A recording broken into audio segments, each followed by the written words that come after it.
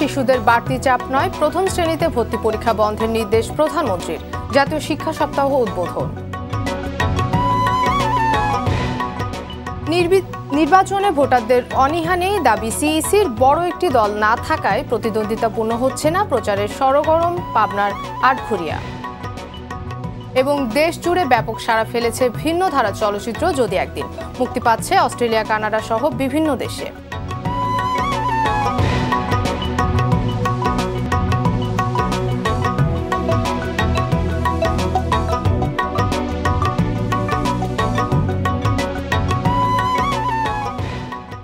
আসসালামু আলাইকুম, স্বাগত জানাচ্ছি RTV জেলা সংবাদে। শুনছিলেন শিরোনাম, আপনাদের সঙ্গে আছি আমি মনা সাদাত।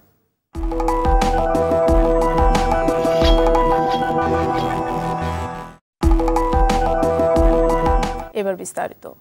প্রথম শ্রেণীতে ভর্তি পরীক্ষা বন্ধ করতে সংশ্লিষ্টদের নির্দেশনা দিয়েছেন প্রধানমন্ত্রী শেখ হাসিনা। সেই সঙ্গে শিক্ষার জন্য শিশুদের অতিরিক্ত চাপ না দিতে আহ্বান জানিয়েছেন শিক্ষক, অভিভাবক সহ সবার প্রতি।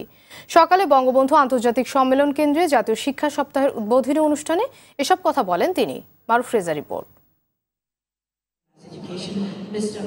বর্তমানে প্রাথমিক বিদ্যালয়ে ভর্তির হার প্রায় ৯৮%। গেল ১৩ বছরে এই স্তরে সাক্ষরতার হারও বেড়েছে প্রায় ১৯ ভাগ। সঙ্গে ঝরে পড়া শিক্ষার্থী কমেছে অন্তত ২৯%।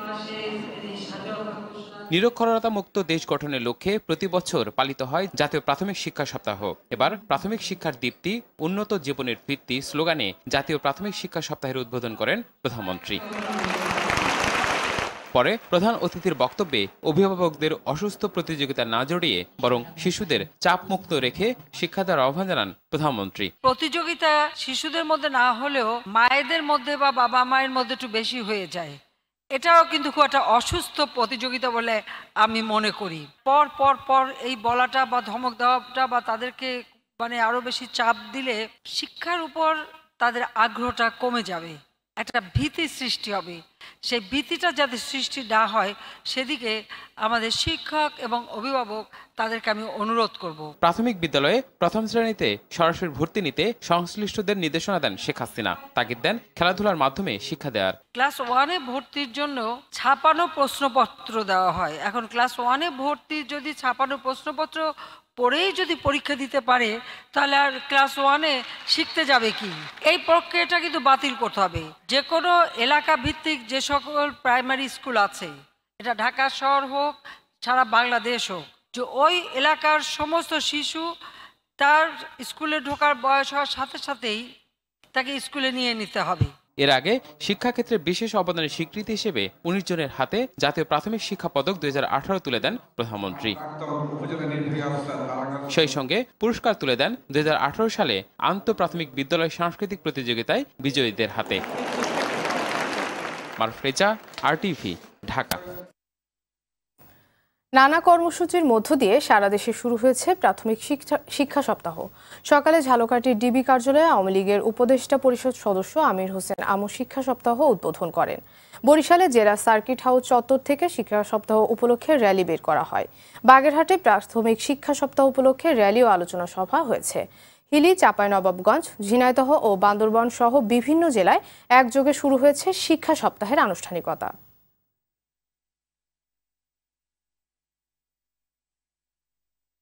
উপজেলা নির্বাচনের সংঘাত পরিহার করায় রাজনৈতিক দলগুলোকে ধন্যবাদ জানিয়েছেন প্রধান নির্বাচন কমিশনার KM নুরুল হুদা। সিলেটে প্রশাসনের কর্মকর্তাদের সঙ্গে মতবিনিময় সভায় তিনি ধন্যবাদের কথা জানান। সিইসি বলেন, বড় একটি রাজনৈতিক দল উপজেলা নির্বাচন বয়কট করায় নির্বাচন প্রতিদ্বন্দ্বিতাপূর্ণ হচ্ছে না। তবে নির্বাচনের প্রতি ভোটারদের কোনো অনীহা নেই বলে মনে করেন তিনি। নুরুল হুদা বলেন, কেন্দ্রে ভোটার উপস্থিতি নির্বিঘ্ন করতে সব ধরনের প্রস্তুতি নেওয়া হয়েছে। চতুর্থ ও পঞ্চম ধাপের নির্বাচনে 10টি উপজেলায় EVM এ ভোট নেওয়া হবে বলেও জানান সিইসি। একটি দল নির্বাচনে বয়কট করেছেন। আমার ধারণা সে কারণে নির্বাচনের ব্যাপারে তাদের ভোটার আসেনি এবং সেভাবে নির্বাচনটা ওইভাবে প্রতিদ্বন্দ্বিতাপূর্ণ হয়নি বলে হয়তো বা তারা কম আসে। এটা কারণ হতে পারে একটা। পাবনার আটঘরিয়া উপজেলায় চলছে নির্বাচনী প্রচার। প্রতীক বরাদ্দের পর থেকেই মাঠ চষে বেড়াচ্ছেন প্রার্থীরা। আওয়ামী লীগ প্রার্থীর পাশাপাশি চেয়ারম্যান পদে লড়ছেন 2 জন স্বতন্ত্র প্রার্থী। পাবনা প্রতিনিধি আবুল কালাম আজাদের তথ্য ছবিতে রাসেল আহমেদের রিপোর্ট। দ্বিতীয় ধাপে 18 মার্চ ভোট হবে পাবনার 7 উপজেলায়। এরই মধ্যে জমে উঠেছে নির্বাচনী প্রচার। আমেজ বইছে আটঘরিয়া উপজেলাতেও। এখানকার চায়ের দোকান থেকে শুরু করে সবখানে এখন নির্বাচনী আলাপ। একটি পৌরসভা ও 5টি ইউনিয়ন নিয়ে গঠিত উপজেলাটিতে চেয়ারম্যান পদে লড়ছেন আওয়ামী লীগ সহ 3 জন প্রার্থী। এলাকার উন্নয়ন প্রতিশ্রুতি নিয়ে ভোটারদের দুয়ারে যাচ্ছেন তারা। জনগণের সাথে সম্পর্ক আমার অনেক আগে থেকেই, তা আমার বিশ্বাস ইনশাল্লাহ জনগণ আমার পক্ষে।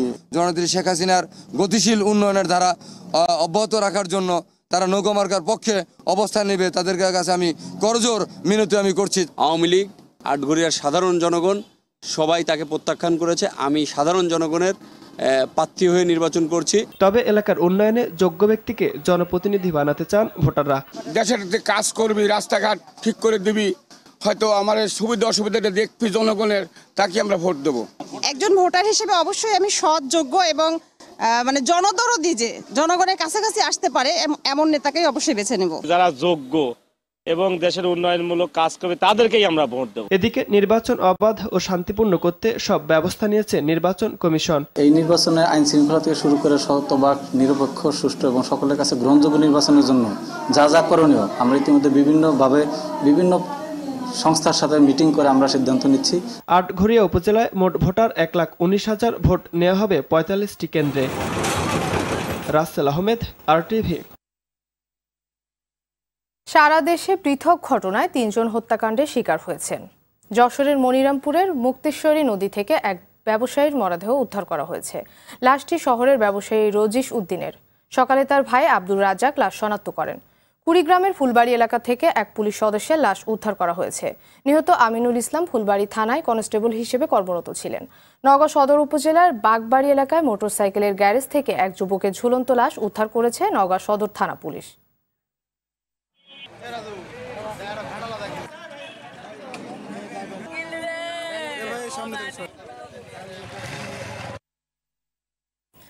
এবার ভিন্ন ধারার চলচ্চিত্র যদি একদিনের খবর। বেঙ্গল মাল্টিমিডিয়া প্রযোজিত যদি একদিন চলচ্চিত্র জয়যাত্রা 6ষ্ঠ দিনের মতো অব্যাহত আছে। রাজধানী ঢাকা সহ সারা দেশের 22টি প্রেক্ষাগৃহে দারুণ উৎসাহ উদ্দীপনা নিয়ে ছবিটি দেখছেন দর্শকরা। সাভারের নবীনগরে সেনা অডিটোরিয়াম সিনেমা হলে মুক্তি পেয়েছে যদি একদিন। শুরুর দিন থেকেই সেখানে দর্শকপ্রিয় হয়েছে ছবিটি। গাজীপুর টঙ্গীর চম্পাকলি সিনেমা হলে চলছে যদি একদিন।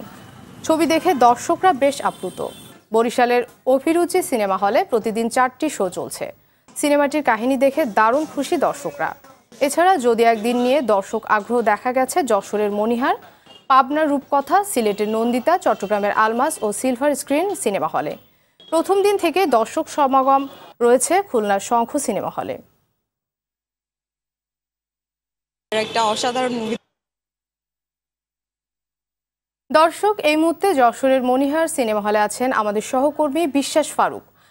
যদি একদিনে সাফল্যের খবর জানাতে সরাসরি চলে যাচ্ছি তার কাছে। ফারুক, আপনি তো গত 6 দিন ধরে মনিহার সিনেমা হলে যদি একদিনের খোঁজ খবর রাখছেন, তো আজকে 6ষ্ঠ দিনে এসে কেমন সাড়া দেখছেন দর্শকদের মধ্যে? যেমনটা বলছিলেন, আমি এখন যশোর মনিহার সিনেমা হলের সামনে দাঁড়িয়ে আছি। এই সিনেমা হলে গত 6 দিন ধরে হাউসফুল টিকিট বিক্রি হচ্ছে। আজকে এখানে দ্বিতীয় শো চলছে। প্রতিদিন এই সিনেমা হলে 4টি করে শো চলে। মোস্তফা কামাল রাজ পরিচালিত যদি একদিন সিনেমাটি এর যে দর্শক প্রিয়তা পেয়েছে, তা এই সিনেমা হলের টিকিট আগে থেকেই বিক্রি হয়ে যাচ্ছে এবং দীর্ঘদিন পর এই সিনেমা হলে কালোবাজারে টিকিট বিক্রি হতে শুরু করেছে। এই সিনেমাটা দেখার জন্য মানুষ প্রতিদিন বিভিন্ন এলাকা থেকে, এই যে খুলনা থেকে, এদিকে সাতক্ষীরা থেকে মানুষ আসছে এই সিনেমাটা দেখার জন্য। সিনেমার মোস্তফা কামাল রাজ পরিচালিত এই সিনেমার নায়ক সঙ্গীত শিল্পী তাহসান এবং ভারতের অভিনেত্রী আপনার শ্রাবন্তীকে দেখার জন্য মানুষ উপচে পড়া ভিড় লেগেই আসছে। প্রতিদিন এই সিনেমা হলে মানুষ আসছে এবং 4টে করে শো চলে এবং প্রত্যেকটা শোতে হাউসফুল টিকিট বিক্রি হয়। এবং এমনকি আমি এই সিনেমা হলের ম্যানেজারের সাথে কথা বলছি, তিনি আমাকে জানিয়েছেন অগ্রিম টিকিট এখন বিক্রি হচ্ছে।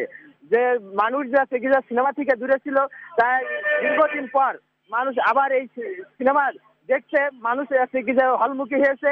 এই সিনেমাটা একটি সামাজিক বাপ এবং মেয়ের যে সম্পর্ক, সেই সম্পর্কটা ফুটিয়ে তুলে হয়েছে এমন নিখুঁতভাবে, যেটা আমাদের সামাজিক, আমাদের গ্রাম বা বাংলার যে ঐতিহ্য বাপ মেয়ের সম্পর্ক, সেটা এই সিনেমার মাধ্যমে ফুটে উঠেছে।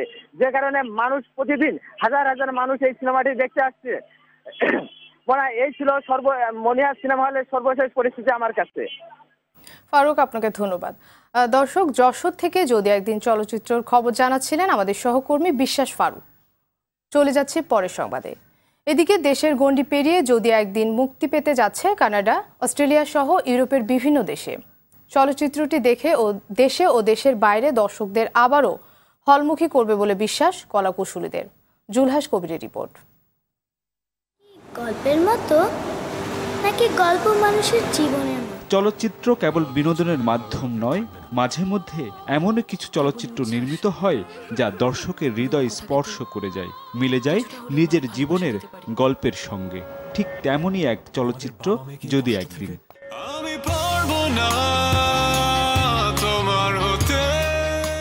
সিনেমার গল্পই এর মূল নায়ক।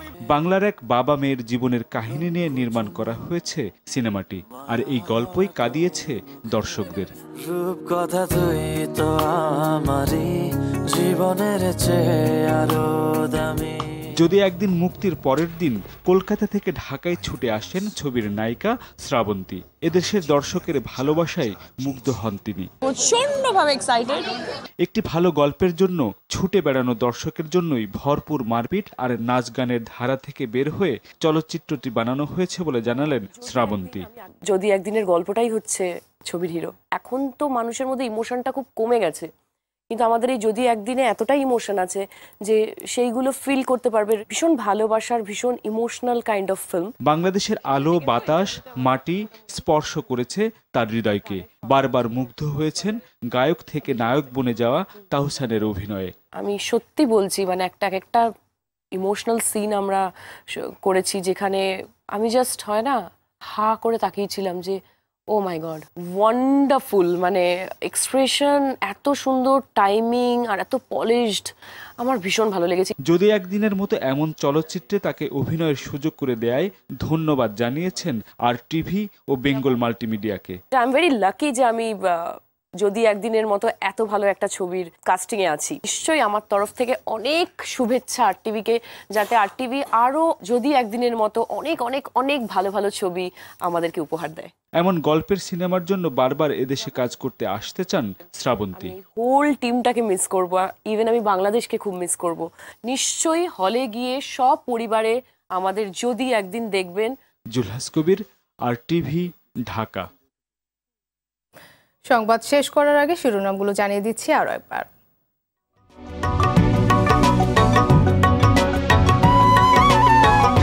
শিক্ষার জন্য শিশুদের বাড়তি চাপ নয়, প্রথম শ্রেণীতে ভর্তি পরীক্ষা বন্ধের নির্দেশ প্রধানমন্ত্রী। জাতীয় শিক্ষা সপ্তাহ উদ্বোধন। নির্বাচনে ভোটারদের অনীহা নেই, দাবি সিইসির। বড় একটি দল না থাকায় প্রতিদ্বন্দ্বিতাপূর্ণ হচ্ছে না, প্রচারে সরগরম পাবনা আটঘরিয়া।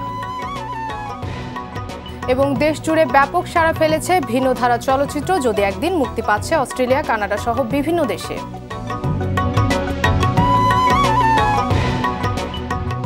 জেলা সংবাদ এই পর্যন্তই। আর টিভির সবশেষ সংবাদ জানতে যে কোনো মোবাইল ফোন থেকে 2414 নম্বরে ডায়াল করুন। আর মোবাইল ফোনে সংবাদ দেখতে অ্যাপ স্টোর, গুগল প্লে বা উইন্ডো স্টোর থেকে ডাউনলোড করুন আর টিভি অ্যাপস। এছাড়াও তাৎক্ষণিক ও বিনোদন সংবাদ জানতে বিশ্বের যে কোনো প্রান্ত থেকে ভিজিট করুন facebook.com/rtvonline এবং youtube.com/rtvdigitals। এতক্ষণ সঙ্গে থাকায় ধন্যবাদ সবাইকে।